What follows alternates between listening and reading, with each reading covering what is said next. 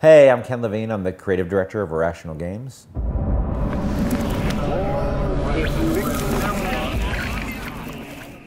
What kind of world is Colombia? I think it's sort of a long answer. It's a tough question. It's I think a different world to different people. To Booker, I think it's he wasn't even aware of its existence, and he's not sure why he wasn't aware of it. But so he finds it surprising and probably fairly threatening and confusing in a lot of ways. He's learning about it as the player is learning about it, as he goes along. And but it's it's a world that's sort of led by, it's a city that's led by a man named Zachary Comstock, who is a religious leader, so a prophet. He presents himself as a prophet, and he has sort of developed a very specific society that's based around the sort of the religion they've developed, and a combination of the religion and sort of an extreme national pride based off on American history. It's something that was really important to me when we were working on this game, in the same way that in BioShock 1 it was really important to me to understand why people followed Andrew Ryan to Rapture, and why people follow Comstock to Columbia. It was easier for me as a writer to understand Andrew Ryan because we come from a similar, he's a immigrant, Eastern European, Jewish, intellectual family, or smarty pants family, whatever you want to put it. And my family comes from that background as well, and he's not a believer, a religious believer, and he sort of has obvious libertarian leanings to some degree, and I'm sort of a live and let live kind of guy. So at least to some degree, I could connect to some of his messages, but I'm not a religious person. I never had an ecstatic religious experience, which is very profound for a lot of people, obviously. And it was really important to me to understand Comstock and why people would follow him there. For myself, not just for having the ecstatic religious experience. That's something that I never had. So you'll learn as you go through the game, sort of what his appeal to some people. He's seen as a prophet, and he's made prophecies that have come true. And you can counter one of them almost right away. When you see that sign about your hand. On the other hand, I wanted something deeper that he represented, and you haven't really encountered that yet, but you will. The idea of that lighthouse being an element in this game was sort of something I had fairly early, and but it evolved. Its meaning deepened over time and evolved, and I think that the game will feel both very familiar and very different to people who played BioShock 1.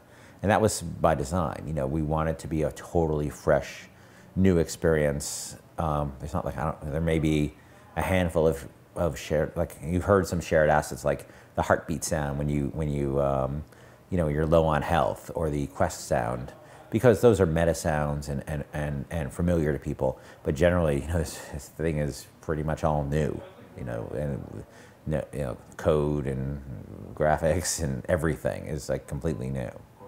By the time we showed her at E3 in 2011, I think her personality was pretty strongly developed, and a lot of that was working with the actress, with Courtney Draper. But her abilities, we knew her abilities from a fictional standpoint. We were very clear of her opening terrors and what that meant, opening these portals to other worlds.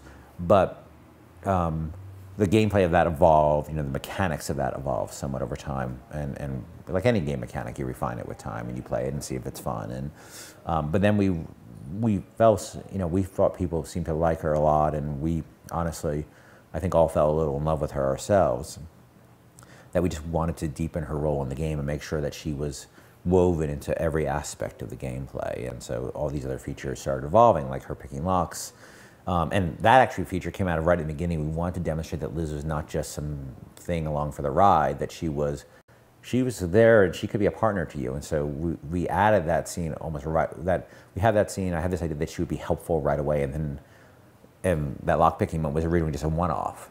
And then it was like, when we started thinking about all the other things she could do to be helpful, and it sort of all built from there. If you look at the way the narrative ideas and the gameplay ideas connect is, well, they do. Is the first thing is like if you look at BioShock 1, you have these plasmids which sort of form the basis of a lot of the gameplay, but they're also central to what was happening in Rapture in the story, and central not just to the sort of the splicers and the enemies you had, and the, sort of what would cause the city to fall apart, but it was also sort of what the hubris, if you will, of the people that they kept wanting, or the desire to improve themselves and continue to be better and better and better, as evolve as a species, as it were, and the cost they paid, the price they paid for that, which was significant.